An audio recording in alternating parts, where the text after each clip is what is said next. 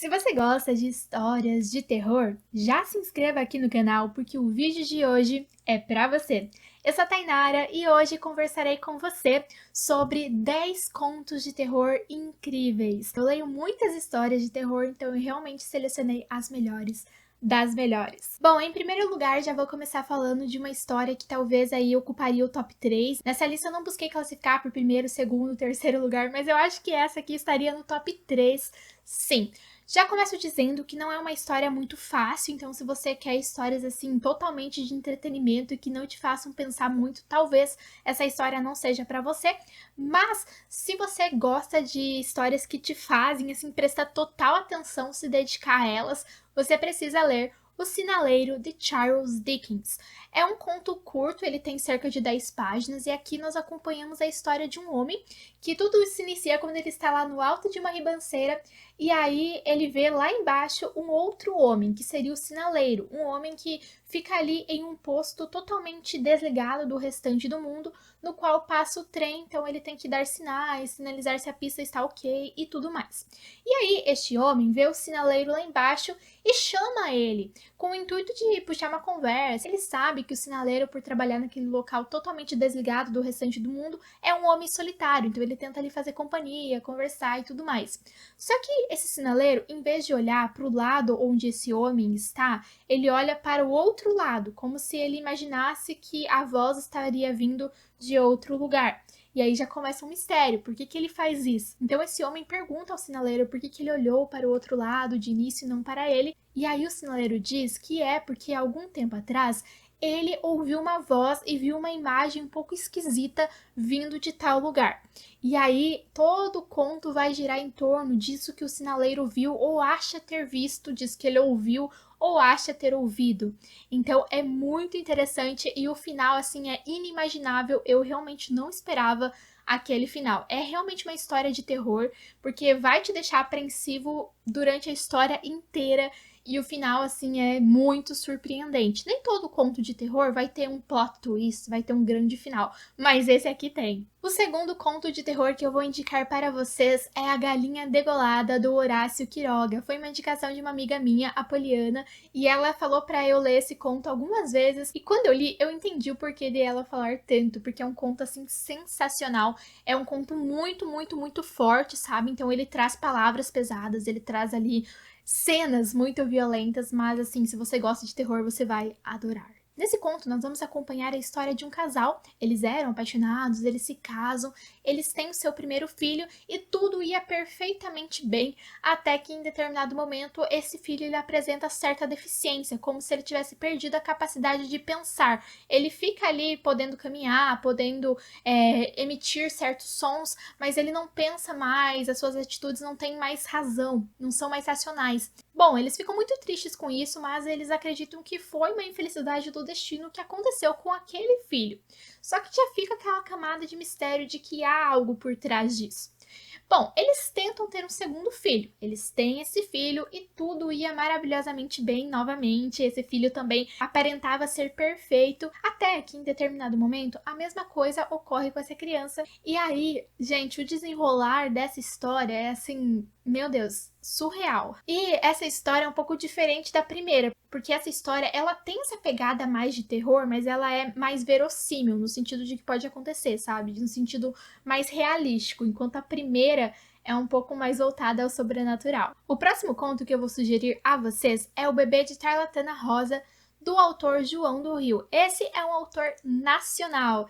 Então aí já tivemos dois autores estrangeiros e agora vamos falar de um brasileiro. João do Rio é um autor que hoje em dia não é tão conhecido, mas na sua época ele era um dos autores mais importantes do nosso país.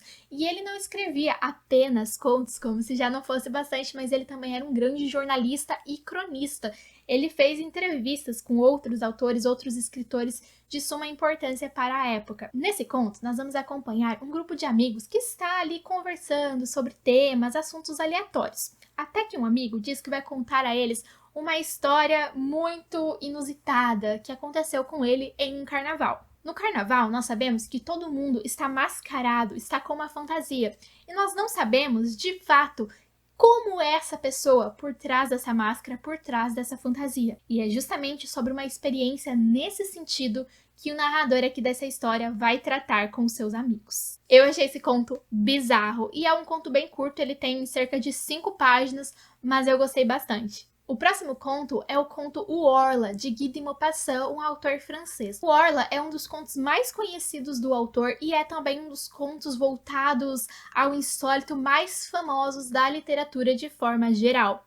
Em O Orla, nós vamos acompanhar um narrador bastante perturbado. E aqui já fica uma curiosidade, porque a história desse narrador, o modo como essa perturbação dele vai crescendo aos poucos, é bastante semelhante ao modo como o próprio Guy de Maupassant vai vivendo, porque o Guy de Maupassant, ele acaba internado em um manicômio. Aqui, esse narrador da história, ele basicamente vai se sentir vigiado, só que às vezes ele está trancado no quarto, com a janela fechada, com a porta fechada, não há ninguém no quarto, mas mesmo assim ele se sente vigiado. Então até que ele começa a entender que essa coisa que está vigiando ele, que ele chama de Orla, é como se fosse um vampiro energético, sabe? Que suga a tua energia, que te deixa cansado.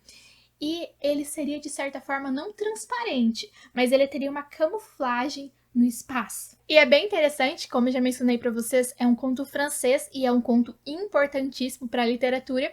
E acontece ali uma passagem que o Orla, ele vem para São Paulo, no Brasil. Então eu achei isso super legal, pareceu tipo um crossover, sabe? França e Brasil. Adorei. Os dois próximos contos, na verdade, eu vou contar como um só, porque eles são muito parecidos e eu gosto deles, assim, igualmente, sabe?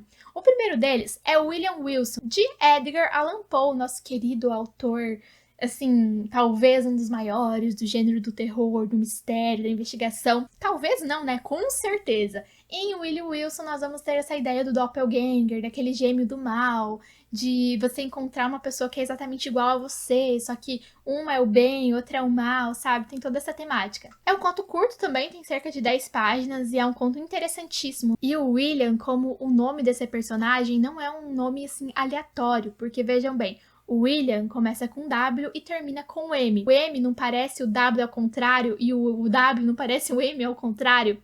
Pois é, e não é justamente essa ideia do doppelganger de que a outra pessoa que é igual você representa o contrário, no sentido de uma ser o bem e outra ser o mal?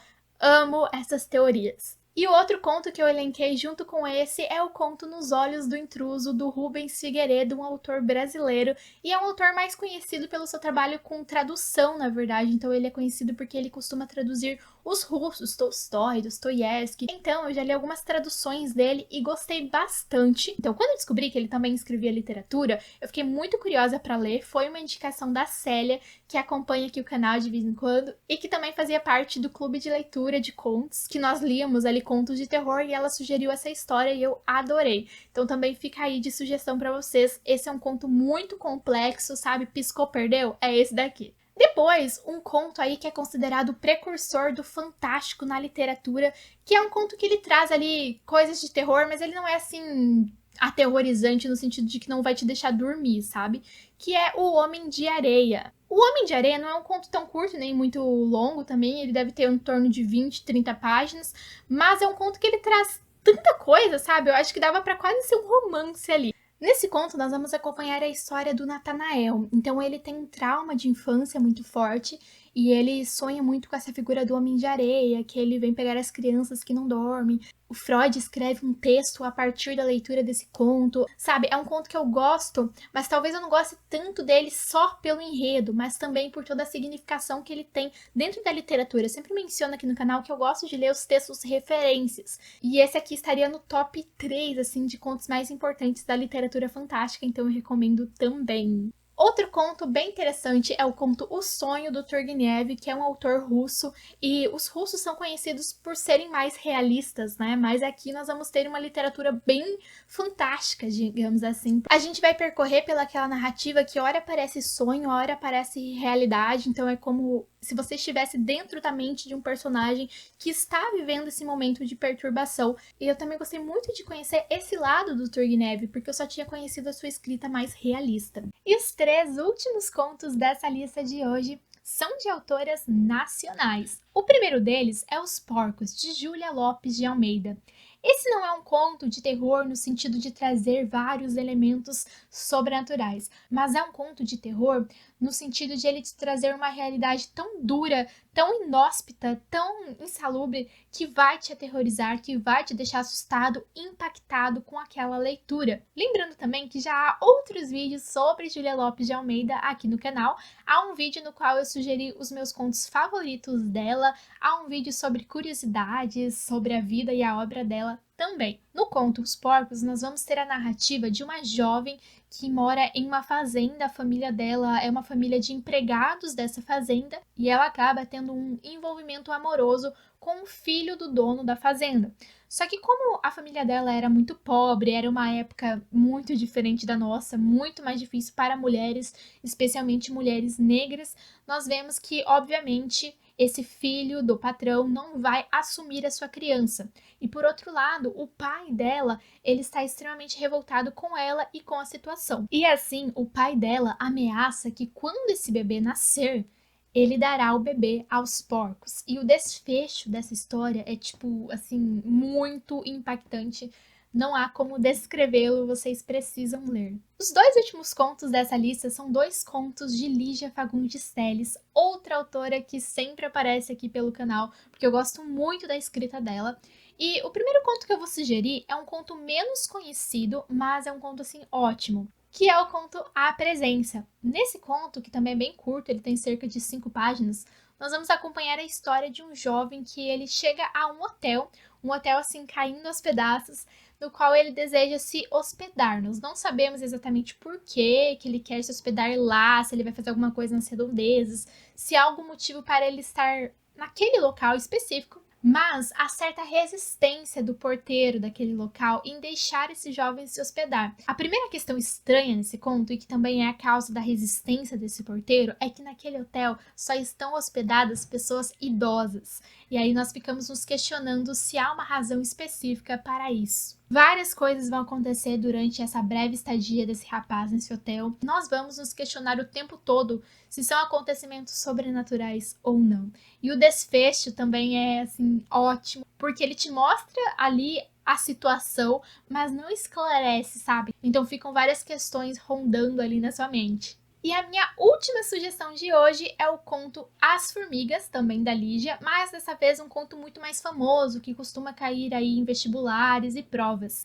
No conto As Formigas, nós vamos acompanhar a história de duas jovens, duas estudantes, que alugam um quarto em um sobrado caindo aos pedaços, que relembra bastante aquela arquitetura gótica em ruínas. Elas não alugam esse local porque elas sonham, elas desejam morar lá. Claro que não. É porque, basicamente, elas precisam de um local barato e aquele local, devido às condições, era um local bem barato. Chegando lá, logo quando elas descem do táxi e olham para o sobrado, elas já veem duas janelas que remetem a olhos. E aí nós temos toda essa ideia dos olhos como vigilância.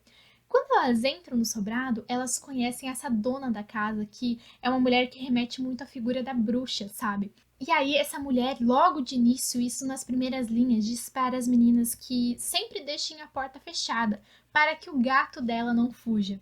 É claro que animais podem fugir, mas será que não há um motivo específico para que esse gato queira fugir de lá? Fica aí o questionamento. Também, nesse momento de entrada das garotas na casa, a mulher, a dona da casa, conta para as meninas que antes de elas morarem lá, havia outro inquilino naquele quarto e esse inquilino havia deixado lá uma caixa com ossos de anão.